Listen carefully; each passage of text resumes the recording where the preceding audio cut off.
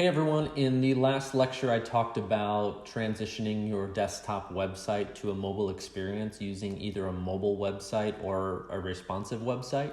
And in this one I'm going to talk specifically about mobile apps. Mobile apps are really a different animal than the mobile websites that we talked about earlier, because you're not really in the world of Google search anymore. You're not in a browser anymore. You're in a totally separate software created, coded app that is separate from, from a website.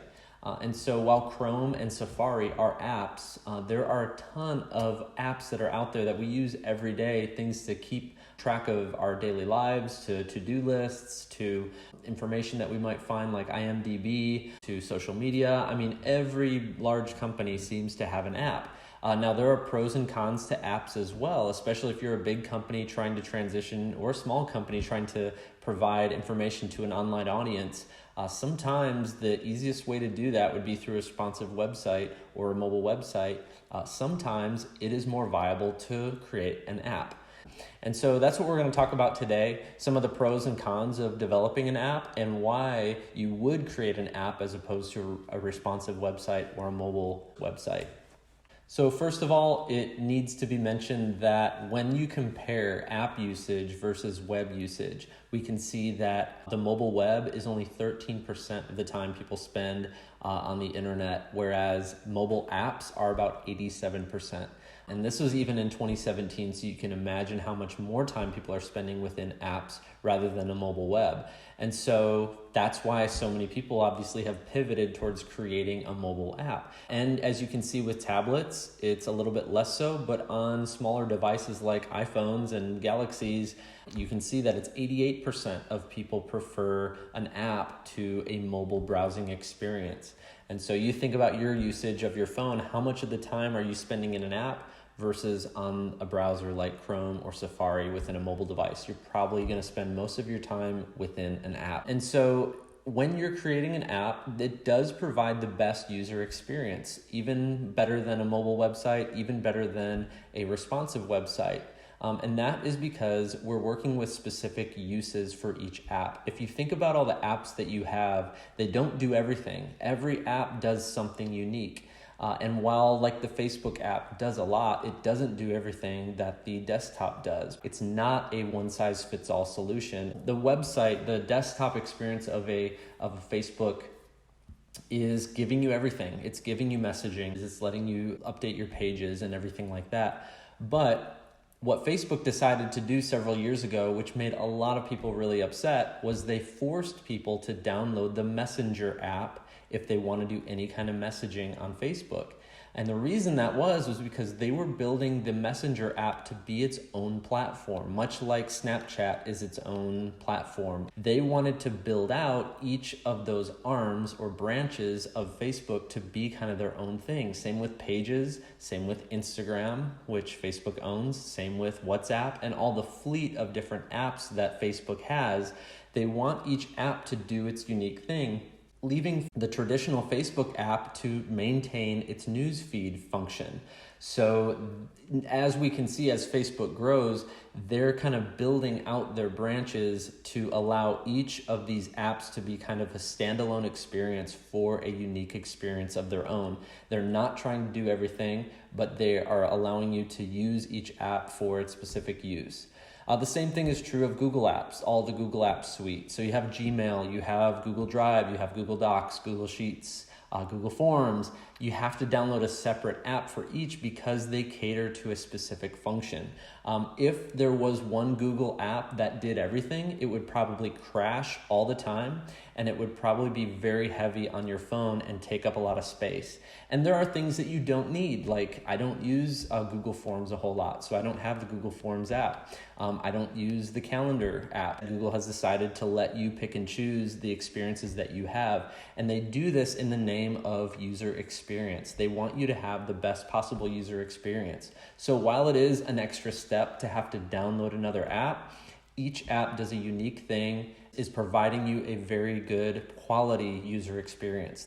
So when you think about an app that lives on a phone or a tablet or even a smartwatch, it's living on a device that has some native functionality within it. And what I mean by that is our phones have an amazing camera, amazing lenses on them. They have the ability to type and text, right? They offer an ability to listen using headphones. They even have speakers on them. They have a microphone.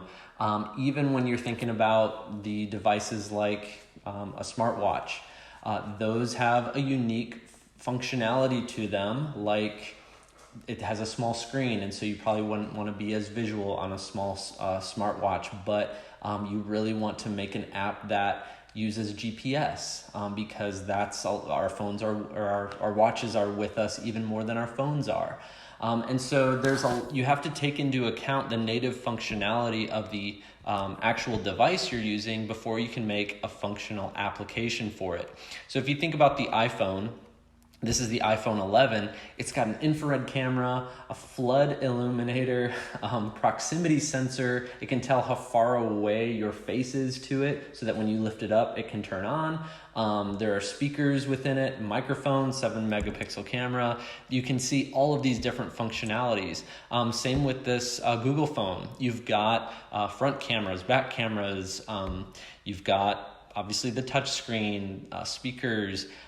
You've got even a heart rate sensor on the back of one of them. So there are lots of different functionalities on these devices that apps can use to give you a better user experience. And one example would be Google Maps. One great thing about Google Maps is that it makes use of the GPS function of your phone or even your watch to locate you and tell you where you need to go. If you've ever used the Measure app that comes with your iPhone device, it's using the accelerometer, it's using augmented reality and their really amazing cameras, multi-cameras, to measure distance and kind of triangulate location of certain items, and it's very, very accurate.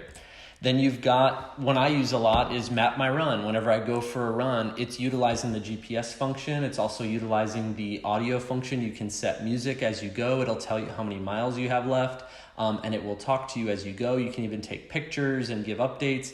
And it's using all the native functionality of your device to help you work out. And so it's solving a lot of problems. And then think about Snapchat. I mean, it relies on the fact that your phone has an amazing camera. And so it's utilizing all the native functionalities of the device that it's on. None of these would work very well on a traditional desktop experience, nor would they work very well in a mobile website. And so when we're talking about the actual device that it's interacting with, it's making use of all these native functions of the device itself. And so you'll have to think about that when developing a mobile experience. What kind of functionality are you going to be using? And then convenience factor. The fact that these phones are with us wherever we go, a lot of the apps that we use make our lives easier. And even when you think about playing video games on your phones, most video games that you see on an iPhone or a Galaxy or Android device are going to be kind of the casual gaming where you can play for a little bit while you're in line somewhere and then play later as well. You can pause it easily. You can jump back in, jump back out. It's not going to be an immersive, full screen, high graphics experience. It's going to be more casual. If you think about Venmo, it made paying for things a lot easier. You just know somebody's name and you can even connect through Bluetooth and pay people pretty easily. It makes paying for things a lot easier than trying to access a checkbook or anything like that. Electronic banking, you can do it on the go. Same with Amazon. I have accidentally bought things on Amazon because I was browsing their app and I just swiped right and suddenly bought the thing and realized, oh shoot, I guess this thing's coming to my house now. It's almost too convenient. And so a lot of the apps that we use, are natively functional within our phone, but they also make our lives just a lot easier than going to a traditional desktop experience. People who use apps traditionally are more loyal to that company. So if you think about all the apps that you have, like if you have, a Twitter or a Instagram or, IMDb or some kind of whatever apps you have, those are your apps, right where they are on your phone. Pretty intimately what where to navigate on those apps, and that really increases a brand's loyalty. If a brand can get you to download their app, they've really succeeded at the right hook that we've talked about. And then finally, apps really solve problems. Every app that you have solves some kind of a problem, whether it's you wish, like for me, the reason I started using Snapchat a lot was because I wanted to send pictures to my friends, but I didn't want to take up all the space in my messages. And so I was like, wow, with Snapchat, it disappears and it won't be on my hard drive of my phone. And so I realized that Snapchat was filling a void that I had in my regular day-to-day life. And so your next task is to think of a problem that could be solved using an app. Maybe it's something related to parking and using the native functions of GPS within your phone to find good parking. Or maybe you think of an app that you use a lot, but you want to improve on it. Maybe you really love listening to Spotify, but you wish that there was more videos integrated with it or something like that. And so that is your mission the next couple of weeks, is to develop a prototype for an app, thinking about its native functionality as it relates to a mobile device. And maybe it's using the camera, maybe it's using the GPS, maybe it's using the accelerometer or depth perception or whatever, native functions of that device. You have to talk about how your app will use those things to help solve a problem. And then you're going to have to write a little bit about what this app is all about in a 250-word essay.